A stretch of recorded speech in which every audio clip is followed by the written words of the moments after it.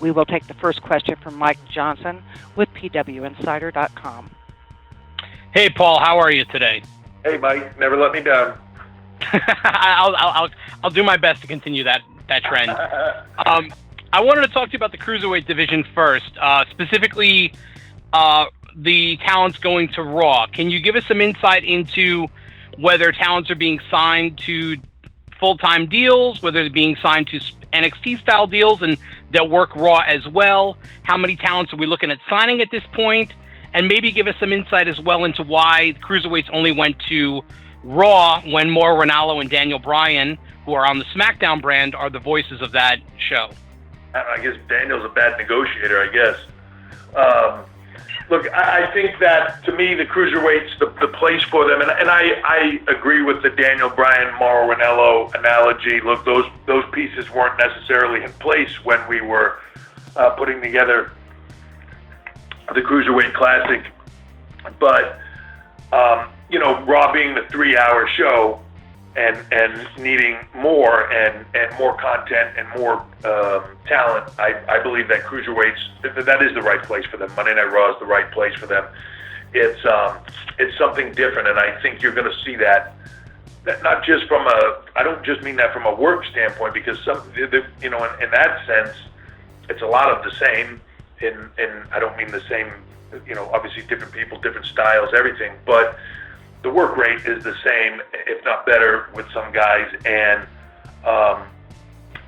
I think you'll see the presentation being different, and you'll see it's all about creating something different for Raw, given the 3-hour format. As far as who we're bringing in, yes, we're signing a lot of Cruiserweights right now, and I'm creating a division. So I'm going around and signing guys, and I'm also keeping an eye towards the future as well. I don't need to have every single Cruiserweight right now. I just need to have a decent amount, and they will be working NXT. They will be working NXT live events, and they'll also be working Raw as Cruiserweights. The opportunity is there to do both, and I want these guys to be able to work. And when you have a 3-hour Raw show, there's a lot of talent. There's only so many live events, so I want to be able to put guys to work and to keep them doing what they do, so that they not only can do it now but continue to get better. So the opportunity is there in a big way for all of them, and I'm really excited about this process of getting the Cruiserweights going, because I think this is going to be something really special. Now, just the follow-up question to that is obviously TakeOver is Saturday. It's why we're all here. Last year, I felt like that was kind of the real coming out party, the TakeOver in Brooklyn for the brand. This year, you've got a lot of people. It's kind of going to be their trial by fire, as it's going to be the biggest building they've ever worked in, the biggest platform they've ever had. How important is it to you that NXT is always evolving with fresh faces kind of having that trial by fire, as opposed to, say, established talents like Finn Balor remains there for 2-3 years? Because obviously at the end of the day, as much as NXT has grown, and we've talked about this in past calls, the need is there to not only build this brand, but to feed the monster, which is Raw and SmackDown. Yeah, I look, as I've said before, I think it's part of the magic. When I look at that card, as I mentioned earlier, when I look at that the fight poster in my office, and I look at that, and it's like a different environment. Everybody that's on there, with the exception of, I think, Joe and the Revival, maybe. Everybody else on there is gone and is populating the main roster, and in prominent spots, a lot of them. So it's exciting to see that, and I'm happy for all of them. But it is part of what makes NXT exciting, I think, is there's a constant freshness to it. I think there's a constant evolving to it. You need to create talent to feed the monster.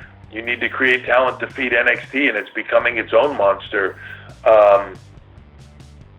And I think it's part of the magic. By the time talent are ready to leave NXT, right, they're ready to go. And people will criticize sometimes that somebody comes in from outside with a lot of indie experience, and they'll say, "Oh well, they were already ready." Well, in ring, but there's a lot more to what we do than just in ring, and the goal of NXT, the goal of the Performance Center, of all of it, is to get them ready for television, is to build authentic characters, you know what I mean, and make them rich, give them some backstory, experiment with the things that they do so they know and they have it buttoned down when they walk up or walk out the door of NXT to go wherever they're going. They are so beyond ready for anything that can come their way. It just creates a different environment, and I think that you're not going to get to see those guys too often that make that debut on Raw or make that debut on SmackDown, and then you're like, ooh, yeah, no, he may not fully be ready, as much as possible. I think you're going to get that every now and then because, look, Vince or the team might decide to bring somebody up that's not fully baked because they have a role in mind or they have a spot in mind they want to use them for, and that's okay. But for the most part, it's to get them as ready as possible, and I think we're doing that really well. And look, NXT is the proof in the pudding because the guys that are and the girls that are there right now, look, if they will push that SummerSlam roster hard to make that show deliver. All right. Thank you for your time. Talk to you next time. Thank you.